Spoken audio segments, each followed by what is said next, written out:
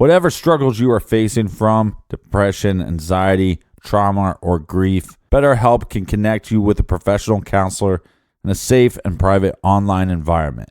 So convenient, you can schedule a video session, a phone session. You could do a chat or a text with your therapist, whichever one you prefer. And anything that you share is completely confidential. Best of all, this is a truly affordable option. True Crime Garage listeners get 10% off your first month with discount code GARAGE. So why not get started today? Simply go to betterhelp.com/garage and fill out a questionnaire to get matched with your counselor you'll love today. Check out betterhelp.com/garage and use promo code GARAGE. In a one-night special TV event, Oxygen brings to life Payne Lindsay's hit true crime podcast, Up and Vanished. In 2016, Payne took a deep dive into the disappearance of Tara Grinstead, a young teacher who vanished 13 years ago. His podcast has reached over 240 million people. Payne is still at work, determined to bring closure to Tara's small town. Don't miss Up and Vanished, a one-night special TV event. Catch up on Oxygen on demand.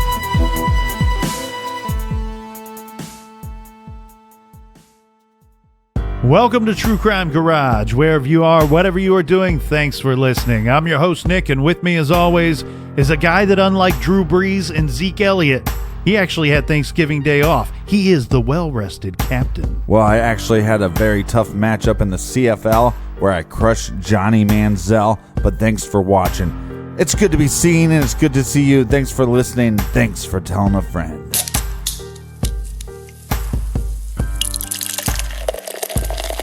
This week we are sipping on Clockwork Tangerine by BrewDog. Garage grade 4.5 bottle caps out of 5. This is a Tangerine Session IPA and was the winner of the 2017 Prototype Challenge. This is a Sessions Strength IPA infused with tangerine, and this week's beer was brought to us by these strong friends of the show right here. First up, we have Thomas from Birmingham, Alabama with a donation to the beer fund and some good beer suggestions as well. And a big cheers, mates, to Mary Ellen, parts unknown. And a raise of the glass goes out to Sarah in Baltimore, Maryland. And a big shout out to Jenny from the Shamrock, Jenny from Ireland. Oh, and here's another Jenny from Turlock, California. And last but not least, we have Holly in Peoria, Illinois. All right, thanks to everybody that filled up the fridge this week. If you'd like to fill up the fridge for next week, go to truecrimegarage.com and click on the donate page. That's right, ladies and gentlemen, boys and girls, gather around, grab a chair, grab a beer. Let's talk some true crime.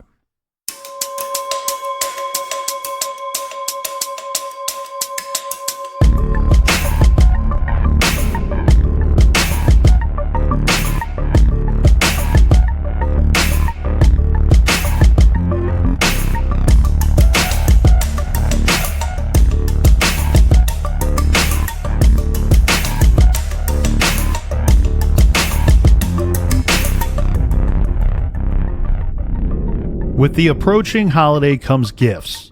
Gifts handed out at work, or passed from hand to hand sitting around a Christmas tree. Gifts wrapped with love and sent off, mailed to an old friend or distant family member. And who among us does not love a neatly wrapped package, complete with decoration, arriving at our homes and addressed to our name? In December of 1996, in Ontario, Canada, Wayne Greavette received a gift, unexpectedly. The package was neatly prepared, delivered to his mailbox, and brought into his home. A letter accompanied the package. Wayne opened the box with his family surrounding him, and he discovered a large Duracell flashlight inside the box. Wayne took a look at it and tried the on switch, but nothing happened. Wayne's son Justin then tried turning the flashlight on, but again, nothing happened. Wayne grabbed the flashlight from his son and walked over to the sofa in the family room and sat down. He tried the on switch one more time, and boom, the flashlight exploded, spraying the room with roofing nails, shattering the window, and knocking Justin and his mother to the floor. Justin got up and ran to the phone, and he called 911.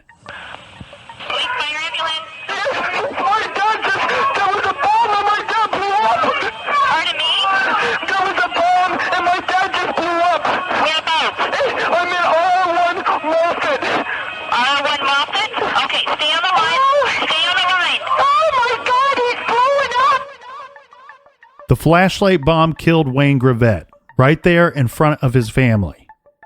Who would do something so cowardice to this man and his family? Was this the work of some type of assassin, a contract killer, or simply someone that hated this man so much so that they sent an improvised exploding device through the Canadian Postal Service to Wayne's home with the intent to kill? This is the tragic story of Wayne Greavette and the bomb that took his life.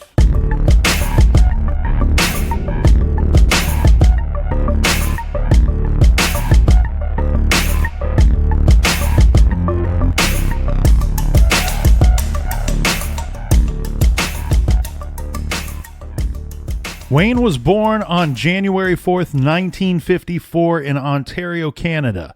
Now, there's not a great amount of detail that is known about his early life, but we do know Wayne started working for the 7-Up bottling company when he was just 18. He became an expert in the mechanical side of the bottling industry, fixing and installing machinery, conveyor belts, and assembly line equipment. From there, Wayne moved on to Surge Packaging and Machinery, a company located in Acton, Ontario. The company sold, installed, and repaired equipment for bottling businesses in both Canada and the U.S. So this is a very large company. Wayne worked there for many years, but was no longer with Surge when he was murdered. Now, regarding his personal life, Wayne met Diane when they were young. She was just 15 and he was 19. Diane's home life wasn't great, and as Diane puts it, Wayne got her out of a bad situation. So the two moved in together when Diane was just 16, and they got married the following year. They ended up having 2 kids, Danielle and Justin. Wayne's wife and kids tell the story of a man who was a great father. He loved his kids, and Diane and Wayne seemed to embrace a secluded lifestyle. Diane says they had a few friends, and the rest of the people in their lives were business acquaintances. Diane says Wayne was controlling and domineering, but she loved him very much. The two were a team, but Wayne, while an adoring father on the home front, he was abrasive and confrontational at times when it came to business. Diane said, quote, Wayne was mouthy and cocky, end quote. Detective Paul Johnson says Wayne was the kind of person who told people what he thought, and he had altercations with several people. Wayne was also a man's man. He rode a Harley and played poker.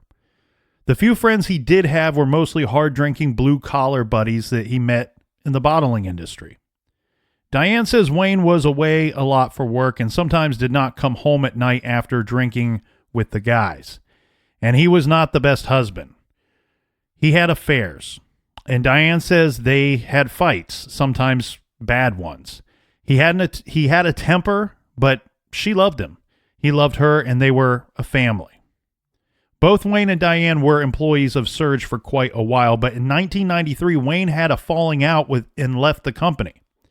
So Wayne and Diane started up his own bottling equipment company.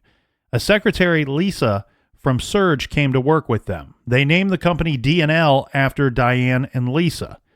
This was, depending on who you talk to, Captain, there's mixed reviews on this company. So most of the reviews on this seem like it was a fairly successful company, while I have found others that state that the company had problems, that they were never really making a whole bunch of money and were having trouble staying afloat. Well, there's also a lot of rumors that he was taking jobs and taking payments for jobs and never completing them.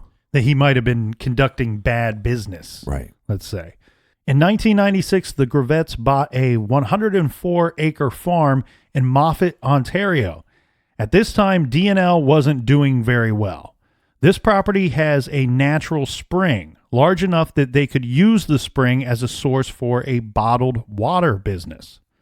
With Wayne's expertise and access to bottling equipment and supplies, they decided to make a go for it. They moved to the farm sometime around June of 96, and apparently they loved it there.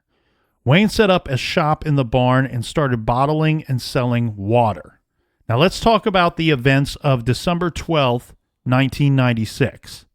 The farm is in Moffat. This area is about 35 miles from Toronto, but while Toronto is a huge city, Moffat is quite rural. The farm had a long dirt driveway and a mailbox at the end of this driveway for the family's mail. Diane and Wayne's 21-year-old son, Justin, was home on the farm that day. His sister, Danielle, was not. She was out with a boyfriend. Justin went out around midday to get diesel fuel for one of the vehicles, and on his way out, he stopped at the mailbox. There he found a package wrapped in white paper, decorated with ribbon, and addressed to Mr. Wayne Greavette, RR number 1, Moffat, Ontario, LOP 1J0. Justin put the package in his vehicle, drove to town, got gas, and returned home. When he returned, his dad was in the barn. Eventually, Wayne joined the rest of the family in the house around 1 p.m. Along with Justin and Diane, there was also Wayne's brother. I couldn't find the name of Wayne's brother. Standing in the kitchen, Wayne opened the package. The first thing he saw was an envelope that said Merry Christmas. Wayne perused the letter. It was a business proposal. Inside the box were crumpled up flyers from various advertisers. Placed inside the box, this was used as likely padding. Right. After removing the papers, Wayne pulled out a large Duracell flashlight. So this is a bulky flashlight with a handle on it. Yeah, and we'll post all these pictures on our Instagram at True Crime Garage. Dwayne flicked on the power switch, but nothing happened. So Justin took the flashlight and tried the button as well, but the light did not come on.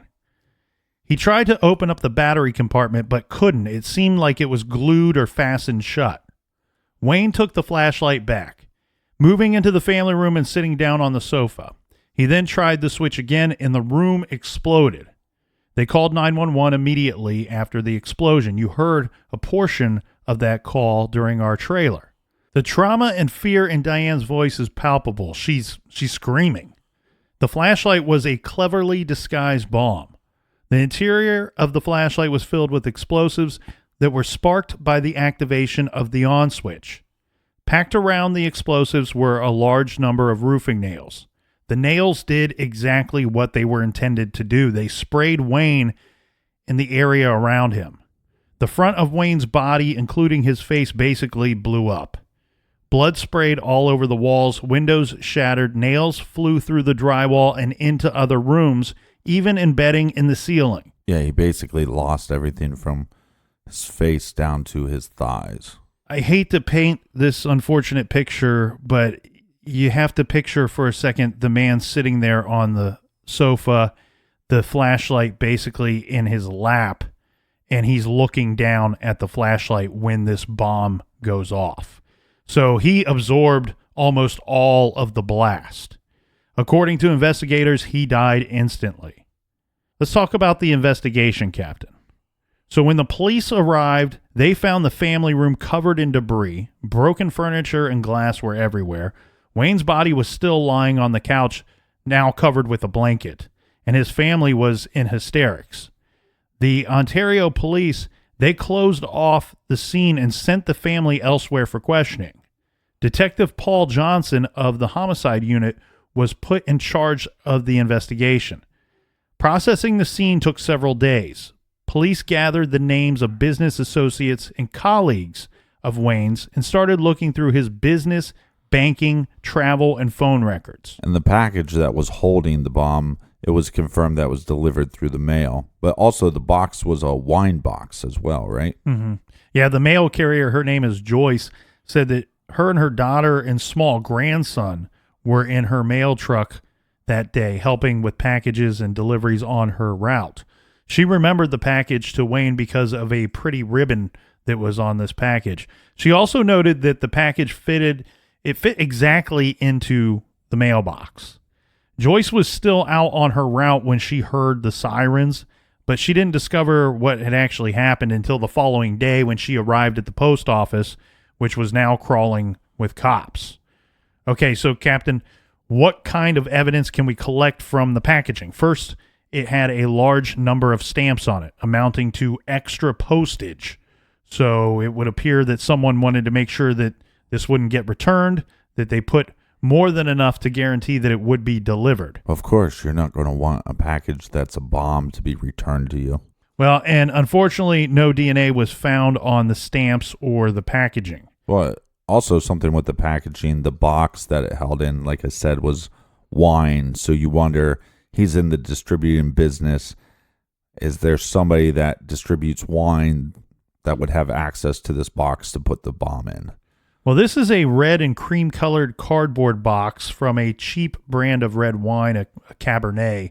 The box is sort of flowery with a vase and red blooms on it. Yeah, but I believe there's some numbers that are scratched off the box to kind of hide the identity of where the box came from or where this wine would come from. Well, I don't know about scratched off, but the UPC number or the barcode that would be on the box, which could have likely told us where the wine was purchased or maybe even to whom it was sold, this was cut off. Okay. It had been removed from the box. So this perpetrator was smart enough to take the effort to do this. Police would ultimately comb through the purchase history records of all of the liquor stores in the area close to the Gravette's farm to try to determine who bought this wine, but they came up with nothing. So this also makes it a lot more difficult too, because since it's mailed, you got to figure out how far away was this mailed from. Right. And, here's another thought here, though, too, Captain. This box simply could have been from a recycling bin or trash bin rather than a purchase. Right. Making it even less traceable, if not traceable, not traceable at all. Well, and I wonder if there's something where if you cut off the UPC or whatever, if there was some, like, collect your UPCs and you get a free wine or whatever. So, like you said, it could have been found in the trash or found in a recycling bin, and it was the actual owner of the box that cut off the UPC and not some clever way to disguise where it came from. Possible. I think it shows the thoroughness of the person that mailed the bomb. They did find 2 hairs under the packaging tape, but no root on them. And even after mitochondrial DNA testing was conducted by the FBI, no DNA profile was able to be put together.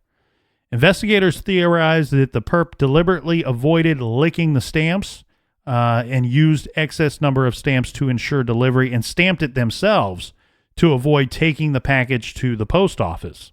So putting this into a mailbox and then having it delivered by the postal service so they could remain anonymous. And the package was wrapped in inside-out Christmas paper, meaning that the decoration part was facing the box and not to the people opening the box. Yeah, so it's hunter green in color, but the white part of the paper is on the outside of the package is what's visible. And the address was typed. So now on the inside of that box, we talked about the flyers that were crumpled up and used likely for padding. Yeah, these advertisements. Yeah. So these are crumpled up and they're packed around the flashlight. These came from a wide distribution area in southern Ontario, but one of these advertisements came from Copeland Lumber at 700 Main Street in nearby Milton, and it was only distributed locally. Yeah, but let's ponder this for a minute. Is this a mistake? Is this a mistake by the person sending the bomb? Or we're dealing with people that do packaging, right? Mm-hmm. And they do a lot of traveling. Was this deliberate? Like, I could grab the ads from here, I'll package the bomb, I'll mail it from somewhere else, and that will throw them off. Could be. So the situation here, though, is if somebody's just grabbing them, if they're grabbing a bunch of them, a big stack of these, this is the thought that the majority of that stack would be advertisements from all over the place. And then we have this one in the batch that was only distributed in a very small location. So it would mean that this person could have had some kind of connection to this nearby town of Milton. Right, but what I'm saying is this is a business where people travel often. So all I'm saying is if you don't live in Milton, but you travel there, let's say every 2 weeks, pick up some ads while you're there. What do you mean this is a business where we travel often? Wayne is in the business where they... Right, our victim is in the business of traveling often. We don't know who sent this bomb or what business the killer is in. Right, but my point is that if you look at the suspects as far as business-wise goes, they're in the same business as Wayne. One thing I've wondered about, and I would wager or at least hope that they did look at this, Captain, is that, checking Cumberland Lumber, checking that business to try to determine if the nails or even the flashlight were purchased there. Right. And we should note that Wayne did work in the town of Milton for many years at several companies, but I believe that is exactly where that large company Surge is located as well. Right. To me, like I said, to me, it's deliberate or it's a mistake, and my gut feeling thinks this is a mistake. Me too, because we have one out of many that were placed in that, and only one. The other thing I wonder too. Well, then we'll agree to agree. Well, but the other part of that though too is I would think that the individual using this as padding likely might not know about the distribution or circulation of these flyers. Yeah, that's a very good point. The flashlight, of course, was obliterated in the blast, but it was determined to be a gray plastic Duracell floating lantern, about 23 centimeters long and 15 centimeters tall. They call it a lantern because it doesn't look like a lantern to me. It just looks like a big flashlight. It was packed with plastic explosives, a blasting cap, and the nails that we talked about.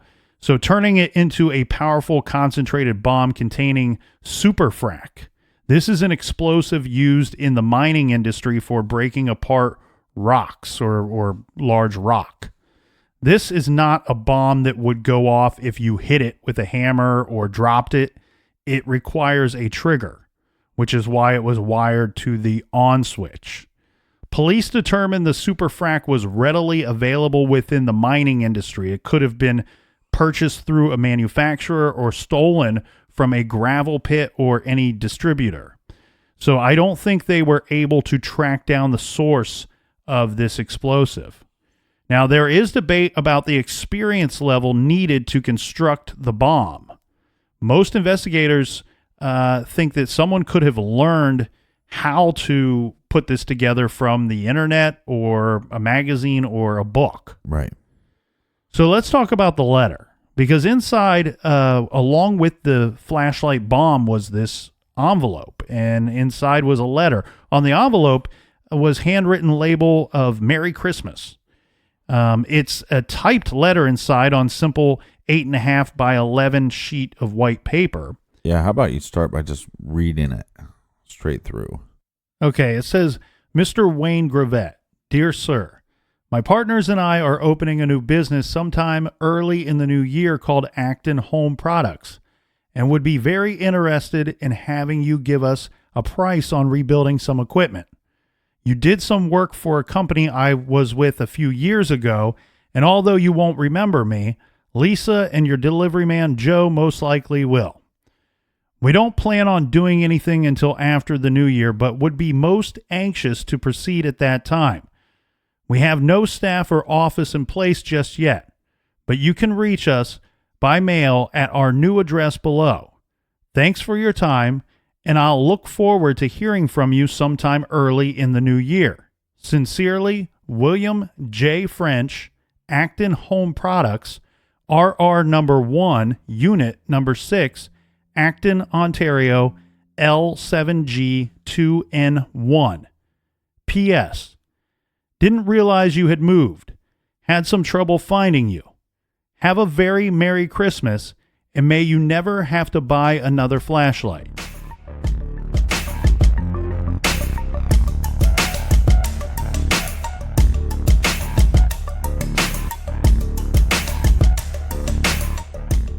The holidays are the busiest time of year, especially at the post office. That's why we use Stamps.com to save time during the hectic holiday season. Stamps.com brings all the services of the U.S. Postal Office right to your desktop. Buy and print official U.S. postage from any letter, any package, any class of mail using your own computer and printer. Then the mail carrier picks it up. Print postage any day at any time. Stamps.com not only saves you time, it's going to save you money. Stamps.com helps you print the right amount of postage every time. Never overpay again. With all the time and money you'll save, Stamps.com is the best gift you can give yourself this holiday season. Stamps.com is a must for any small business owner. True Crime Garage, we use Stamps.com every week to ship out our merchandise. And also, it saves us money, which then saves you money. That's right. We use, we love, and we recommend Stamps.com. And right now, you too can enjoy the Stamps.com service with a special offer that includes a 4-week trial plus postage and a digital scale without long-term commitments. Go to Stamps.com, click on the microphone at the top of the homepage, and type in Garage. That's Stamps.com, and enter promo code GARAGE. You spend a third of your life in your sheets, so it's definitely time to think about a bedding upgrade. And that's why you're going to want to use brooklinen.com with our promo code GARAGE. Brooklinen was founded in early 2014, and they are the fastest growing bedding brand in the world, with over 30,000 5-star reviews and 500,000 happy sleepers and counting. Their mission is to make 5-star hotel quality sheets that are affordable and easy to order. And since they believe that sheets should look great in addition to feeling great, they offer over 20 colors and patterns that you can mix and match. I ordered my first set way back in 2015, and I've ordered several sets since then, even gave them as gifts because that's how much I love these sheets. They are the best, most comfortable sheets that I have ever slept on. Now it's time for your upgrade. Brooklinen.com is giving an exclusive offer just for my listeners. Get $20 off and free shipping when you use promo code GARAGE at brooklinen.com. Brooklinen is so confident in their product that all their sheets, comforters, and towels come with a lifetime warranty. The only way to get $20 off and free shipping is to use our promo code GARAGE at brooklinen.com. That's Brooklinen, BROOKLINEN.com, promo code GARAGE. Brooklinen, these really are the best sheets ever. The holidays are approaching, and you may be thinking about how you're going to save some extra money. Consolidate your high-interest credit card balances to a lower rate and save with Lightstream. Lightstream offers credit card consolidation loans from 6.14% APR with AutoPay. Compare that to the national average credit card interest rate of over 19% APR. Get a loan from $5,000 to $100,000, and you can even get your money as soon as the day you apply. The application is 100% online, and there are no fees. Lightstream believes that people with good credit deserve a great interest rate. Check out Lightstream.com today. You're going to find that their website is easy to use, and here's a very simple truth. This is the simplest way to cut back on your expenses and save money on your credit cards today. My listeners can save even more with the additional interest rate discount. The only way to get this discount is to go to lightstream.com/TCG. lightstream.com/TCG. Subject to credit approval. Rates include 0.5% autopay discount. Terms and conditions apply, and offers are subject to change without notice. Visit lightstream.com/TCG for more information.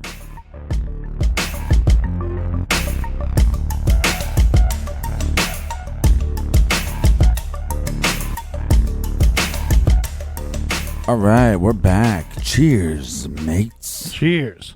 Now, the letter that we just discussed, it was left intact after the blast. That's why we know what it said. Right. And there were no fingerprints found on it. It was typed on a Smith Corona electric typewriter, which, from what I've read, is a fairly common typewriter. it would not be easy to identify this as it's too common. Right. Well, this is also for home use and office use. But the font in the letters was significant. Yeah. The letter was typed in all caps, and experts identified it as script 10/12 font. This is not an all business font like Times New Roman or something like Right, this. this is more like a personal. Friendly, yeah, it's almost like a handwritten font. Yes. The font was created by inserting a daisy wheel, essentially a round disc with letters, numbers, and symbols on spokes, into the typewriter. Experts were able to tell police that this daisy wheel was sold under the model number 59543. Police were optimistic about this daisy wheel for two reasons. One, according to statistics, at the time, only 2% of people who had this kind of typewriter owned that particular type of daisy wheel. Right. Two, police saw that it contains what appears to be an imperfection in the periods in the letter. So each period is followed by a small slash, so it kind of like resembles a comma. This flaw is likely specific to this single one daisy wheel. Right. So if the writer of the letter used this daisy wheel in any other correspondence, it should be able to be identified because it would have the same imperfection. Now here's some tricky things. Okay, so when you buy like this model of the Smith and Corona, right, that you can buy extra daisy wheels. So where it gets a little more complicated is this could have been, I mean, they would have had to have some knowledge of their electric typewriter, but let's say their original font was, Times New Roman, right? Mm-hmm. And they used that for everything. But for this one, they used just that daisy wheel just for this letter. That's where it could be a little more complex as far as if they never typed anybody else a letter using this daisy wheel, then yeah. yeah. Yeah, if they were smart enough to just use it this one time and then toss it. Yeah, because when you go to buy these back in the day, you'd have the option. Like, it'd be like, okay, I'll take this, electric typewriter, and then the person would go, but you can have all these different fonts. And so people would buy extra daisy wheels.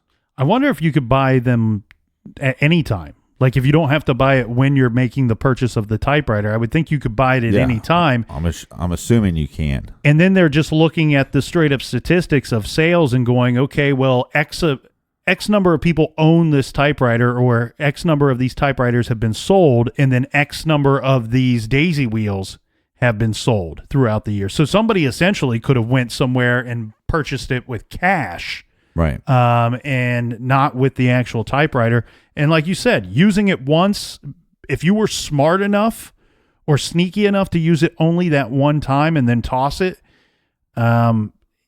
This to me is the essence of a lot of these cases that we discuss. You have something here that you're like, holy crap, that's it. This could be everything. That's the thing we've been looking for. This is what we can tie our rope to and where we can find our perpetrator. And then at some point you go, it just didn't get us there. Right. It just didn't get us there. Everything, or it could be nothing. Yeah. I mean, for example, it's typed in all caps, right? Mm-hmm. So law enforcement said, hey, well, do we know anybody that worked with Wayne or knew Wayne that just typed this way, that threw on all caps, and that's how they sent letters? Mm-hmm. Again, was this something they did on purpose? Or was this machine, for whatever reason, was the caps lock broke and they had to type this way? Right. Was this something that was deliberate or just a happenstance? Yes. So police they parsed through all of Wayne's correspondence, and they did ask everyone in the area who conducted business with Wayne or within the bottling industry to examine their correspondence to look for this abnormality, but nothing came of this. Could the killer have been, smart enough to just use it once? That's the thing that we'll never be able to wrap our heads around until this case is solved. Now, the letter was signed using the name William J. French. Of course, there was no such person. And Acton Home Products, the company name, also did not exist. The address RR number 1, unit number 6 in Acton also was not a business address. It actually was a postal code for a residence. Now, I don't know who lived there, who lived at this address, but it's very safe to say, I'm assuming that the OPP, yeah, you know me, the police, checked out the resident thoroughly. Mm-hmm. We just don't know whether the killer selected this address at random or if it holds, again, if it means anything. Does it hold any significance? Yeah, and see, I wonder if the Acton Home Products was, okay, like the first part of the letter, right? Was that set up to let Wayne know who this is coming from? You see what I mean? Oh, yeah. Like, what were the clues? Because at one point, they also said something about Lisa and Joe. Mm-hmm. Lisa being Wayne's basically secretary and business lady. Mm-hmm. And then Joe was a delivery guy. They would know us, mm-hmm. but you probably don't remember us. Yeah, the Joe and Lisa might remember me or remember us. Yeah, and I wonder if that was like a hint at you might be having a hard time placing who's sending you this letter. But that's because we gave you money, so Lisa knows us and Joe knows us, but you never came to do the job. Mm-hmm. I wonder if that's some kind of clue there. Yeah, or is it a taunt? Right. And what I mean by that is a couple things. And here, it's such a petty thing to do, because if your intent is to instantaneously blow this guy up, then it's, what is the taunt? I don't understand, because you're cluing him in that so-and-so might know me or know us. Right. But then you're signing this with a fictitious name. So immediately Wayne, if he made it to the end of the letter, is going to go, I don't know William J. French, and we know he wouldn't know that because it's not a real person. Well, he was a real person. We have just no clue if Wayne knew of this guy. If you look up William J. French, all it comes to, or all I could find, is a grave site that was buried. He was buried in Toronto. Right, and someone that passed away well before this incident. Right, so we could assume, I mean, way before the bombing, we could assume that he doesn't know him, but is it like some kind of clue? Because if you're sending this bomb, it's almost like you sent this letter to get this message across to Wayne. So what in this letter would be a clue for Wayne to go, oh, shit, I know who sent this? And that's what I mean. If it's a taunt, it's like it's super petty is what I mean by this, because of a couple of reasons. If Wayne reads this letter, first of all, the killer, the person sending it, he's sending it with the intention that Wayne will read it if he wants to taunt him before killing him. But then the thought then too is, well, what kind of taunt is this if your thought, your plan, your hopes are that he reads it and then he flips on the switch and boom, the flashlight explodes? Then the taunt is kind of lost. You know what I mean? It's almost like if you set out to taunt Wayne before you kill him, I guess, are you hoping that you put just enough in this letter that somebody's name or face is going to pop into his mind before he turns on the flashlight? Right. And because the old shit, I know who this letter's from, is not necessarily an old shit moment, because you don't know that the flashlight's a bomb yet. You know what I mean? Like, unless you have some severely bad blood with this individual. Now, of course, we know that it's a bomb, so you would think there was some bad blood there, but sometimes bad blood is one-sided. Yeah, where it's like, I hate you. You don't even know I hate you yet. There are some interesting things in the letter, though, because we have a couple of things, right? So it is addressed specifically to Wayne. So this is not, we know he is the intended target of the bomb. It's not just some random act, We also know that the killer knew enough about Wayne to know what kind of business he was in and that he had recently moved. And then he knew employees of Wayne's. Right. And the police believe that it's likely that the killer was not someone who was close to Wayne at the time of his death, because whoever sent the bomb didn't seem to know Wayne's new address. Now, the thought here is that this seems likely because one thing that was uncovered was that two men were seen at the Acton, Ontario branch of the post office about a month earlier. One man went inside the post office and inquired about where Wayne lived. And oddly, the other man asked people outside of the post office. This is a small town, so it's not, I guess, that strange to ask strangers where someone lives. But in order to send something through the mail in Canada, you need the exact postal code for the address, and there are over 855,000 different postal codes in Canada. Yeah, well, that's compared to the U.S., where we have like 42,000-ish zip codes. Yeah, well, again, it's like there's these like little things that make you think that this is like a clue to him. For example, had a hard time finding you, right? Mm-hmm. Because of the new address. And there was these reports that he was getting phone calls and Wayne was telling people, hey, just tell him I'm not here. So again, was this a situation where he promised to do a job, took payment for a job, and he took off and went missing, and then that person had to track him down to even figure out where he was at? Yeah, so the Gravettes moved from Acton away to the farm in Moffat in June of 1996. This is 19 kilometers away. So you have to wonder, the Gravettes once lived in Acton, and these two men were seen at the Acton, Ontario branch. So did these two men assume that Wayne still lived in Acton, or never knew his address and only knew that he lived in that town? Right. So sketches were made of the two men, but they have not been able to identify them. So the sketches have led to really nothing.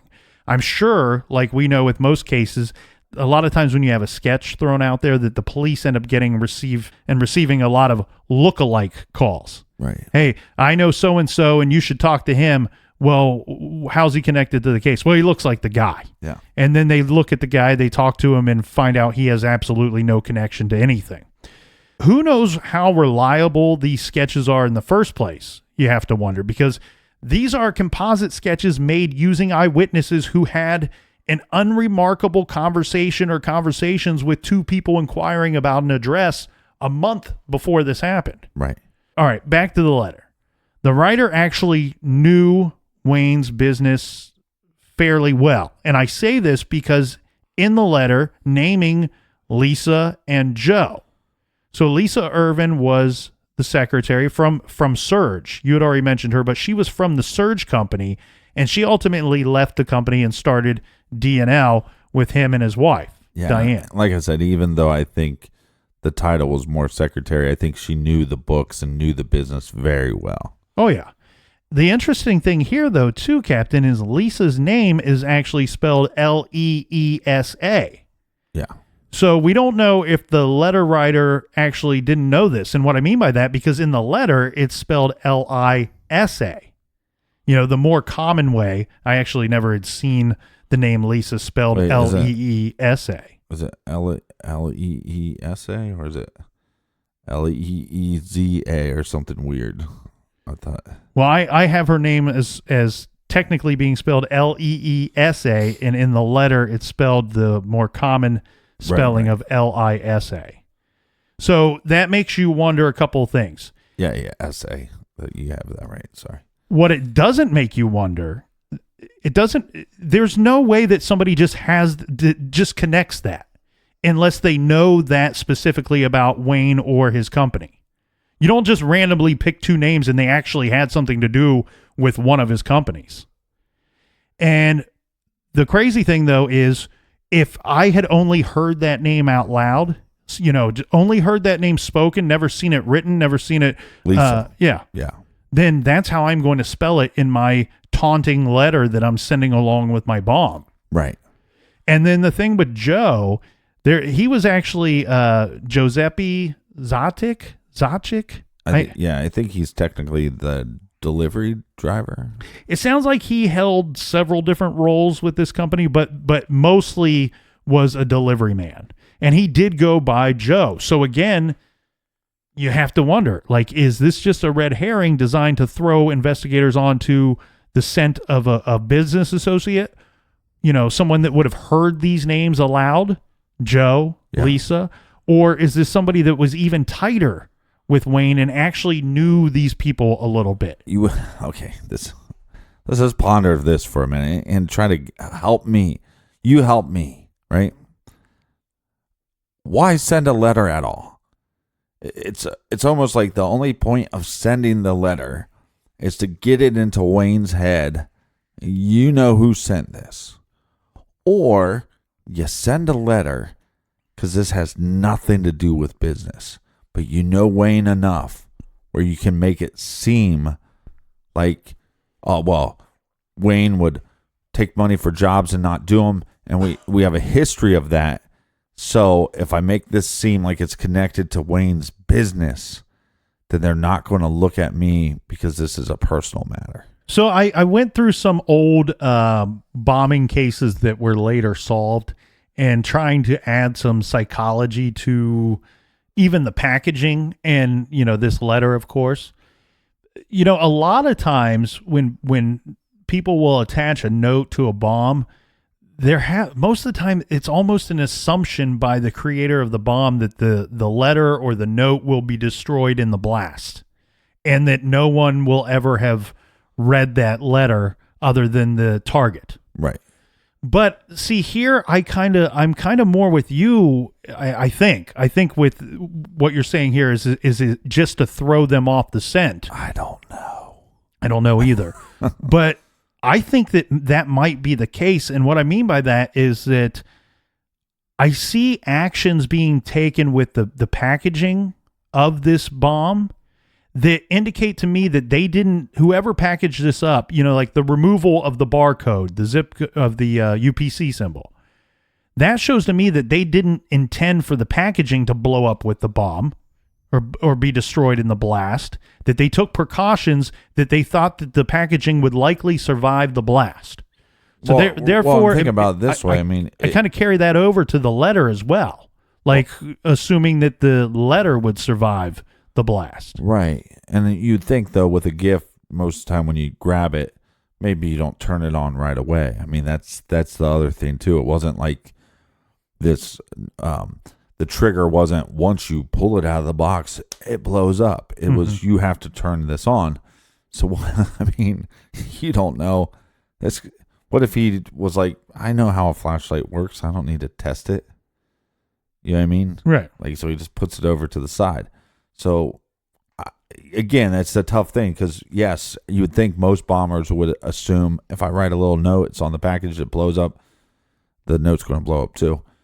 But in this case, it's like because the trigger is turning it on, who knows where that package is going to be once the bomb is away from that package. Well, and that's something makes that any sense. No, I see what you're saying. Essentially what you're saying is this, okay?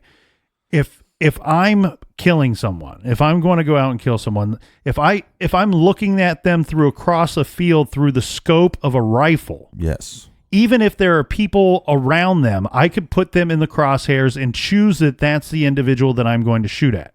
When you send a bomb, a flashlight bomb that is triggered through the action of the on switch, through the mail, you are then hoping that your target is the one that flicks that switch and it ignites the bomb. Yeah, because if I'm not wrong, I believe his son said that he tried to turn it on. His son did try to turn it on. And we also noted that his wife and his brother were in the room with him or in a nearby room when the flashlight exploded. So it's almost, here's what I wonder. Is the letter itself not a taunt? Is it in some way meant to throw them on the scent of somebody else? I don't know. I actually lean toward the thought of this.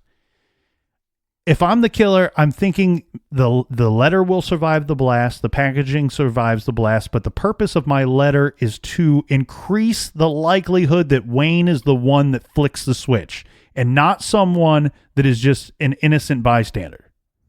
Interesting. What I mean by that, he says things that are familiar to Wayne to drop his guard, to let his guard down and go. I mean, you can almost picture it in your head where he's reading. It's an unexpected package, right? We have heard rumors that people thought that Wayne might have been paranoid about one thing or another. So what if this letter accompanied this thing just for the sole purpose of increasing the likelihood that the target flicks the switch? And you can picture him reading the letter and recognizing the names in it. Oh, you did business with me before. Picking up the flashlight with his other hand and just flicking the switch and boom. Yeah. And that's also the length of the letter. How it's a little bit longer than it, really needs to be. Mm-hmm. Is that so he's, reading with one hand and just messing with the flashlight and then flips it on. Yeah. And I think a lot of this too is the PS didn't realize you had moved, had some trouble finding you. I don't know. Have a very Merry Christmas and may you never have to buy another flashlight. That to me is the taunt kind of at the end. Yeah. I don't know that if there was any intention for this letter to make Wayne picture somebody or think of someone before he ended up being killed. I don't think that was actually the purpose of this. Okay, a couple questions for you. I'll start off with, do you think the letter was to get his attention or do you think it's a decoy? What's your gut telling you? Again, I really ultimately... Or maybe it's not telling you anything. I ultimately think that it was...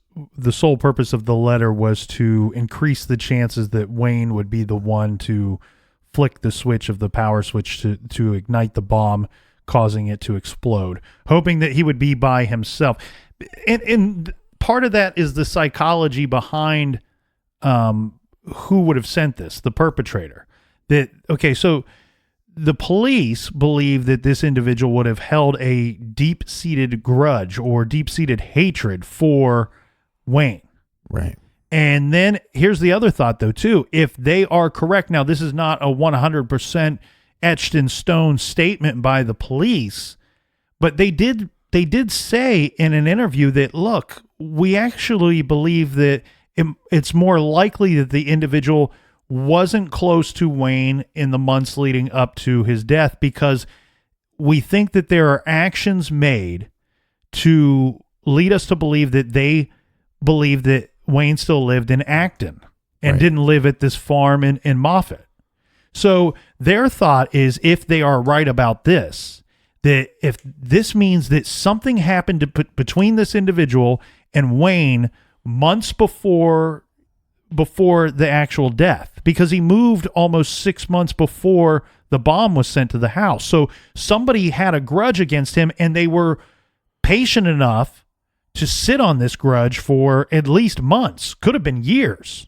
Right. So, and then on top of that, police profiled the sender of the letter and stated that the person likely had a deep-seated hatred for Wayne, but also wasn't comfortable with confrontation and preferred to retaliate from a distance. Now, that goes along with just about most every other bomber case that we've ever seen. That's the psychology behind these bombers. The thought is that on the spectrum on ways to attack and kill another individual, that sending a bomb to someone, especially through the mail, is one of the most cowardice ways to attack and kill them. And what they mean by that is just the actual simplicity of, it's not up front and close in your face. This is not someone looking you in the eyes and choking you to death, or stabbing you to death, or even shooting you from a distance. So you're saying the Cowardly Lion is still a suspect? What I'm saying is that this individual is probably not comfortable with some kind of physical confrontation with Wayne, or likely with anyone. Okay, so the next question then would be, do you think this is coming from male or female? Typically, if you're going to play the numbers game, males are bombers. Well, if you play the numbers games, males are murderers and shooters and mass explosions and terrorists more so than females are. Right. But I mean, when you're talking about this specific type of attack, that's typically a male. More times than not, it's committed by a male. Where so on the same spectrum of being a coward, typically you would see like with poisonings, that's often conducted by a female. Right. And there's a little more, poisonings are a little more sadistic in the sense that a lot of times with poisoning, it usually comes from a woman that is close to the individual, because what we find in the long run is they prefer to watch the individual suffer. Evil. Well, they prefer to watch the individual suffer, where think about the person mailing the bomb. Their whole intent is to kill. They're not, right. They have no intention. They have no intention of watching the person suffer or watching the person die. Right. Because they mailed the bomb. Now, is that right all of the time, 100% of the time? No. Like I was talking to somebody the other day and they were saying, well, it's never this until it is this one time that it is this. So, but playing the numbers game, it would be a male who is coward, who's a coward that decided to mail. And the other thing too, that's the recklessness of it. Right. Is that knowing that I'm going to send this thing that could explode and kill someone else. I'm not directing the bullet. I'm not steering the bullet. I'm sending this murderous weapon, this murderous item out into the universe, hoping that it reaches my target. Right. And we also heard from his family stating that Wayne was gone a lot, traveling. So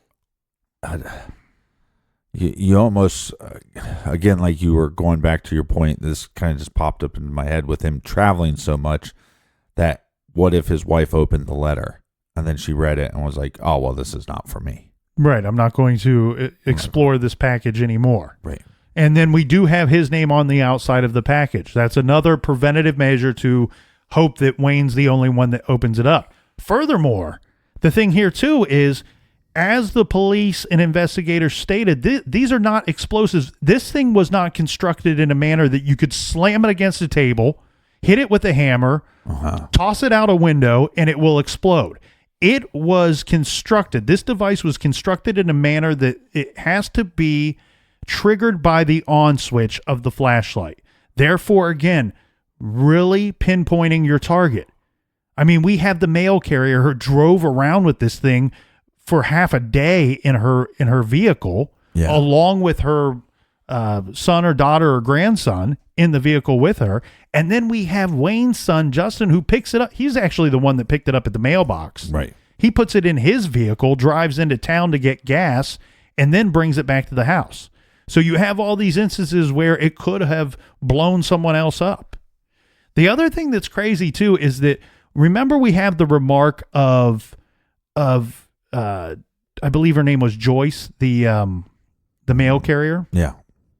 So she says of the things that she remembered about the package, she specifically remembered this package for two reasons. One, it was decorative. It had some kind of bow or ribbon on the front of it. Two, it fit almost exactly inside the mailbox. Now, I've read a lot of things where people have discussed the possibility of, does this mean something again? Was this deliberate or was it just happenstance? Some people, to the extent of saying, well, would this individual have gone to the Gravette home and figured out the dimensions of their mailbox? Right. Which is interesting to me on for several different reasons. One, like, I've never lived in Canada, nor have I received a package while living in Canada. But going off of what we know here, it's not that complicated of a system. If the package doesn't fit in the mailbox, it's placed in a location where the recipient will pick it up, at their doorstep, on their driveway, something, right? Right. So I don't know that necessarily anyone had to go to the mailbox to know the dimensions of such. Well, it could have been as simple as they went to the post office and question, how big of a box can I ship? in this certain situation. Just like when we ship merchandise, I mean, that's one of the things that we have to figure out. What kind of box can we use for a mug? What can we use for a t-shirt? Mm-hmm. But back to that same thought, I also wonder, I've not seen pictures of the Gravette mailbox, but I mean, here, aren't most mailboxes generally about the same size? Yeah, there's probably a standard size. Yeah. And then on top of that, the one thing that I think is significant is the extra postage to ensure that this thing is absolutely delivered. And you said, well, of course, you don't want this explosive device returning to you. No. Well, no, and that's a very, reasonable thing to say, but at the same time, we've also gone through the construction of the bomb. It's not a bomb that's highly unstable. And it's also not going to be returned to you. It's going to be returned to this address where these other people live. Right. You know what I mean? It's not going to return to you. It's going to return to these innocent people that live at that address, that address that you attached to William J. French.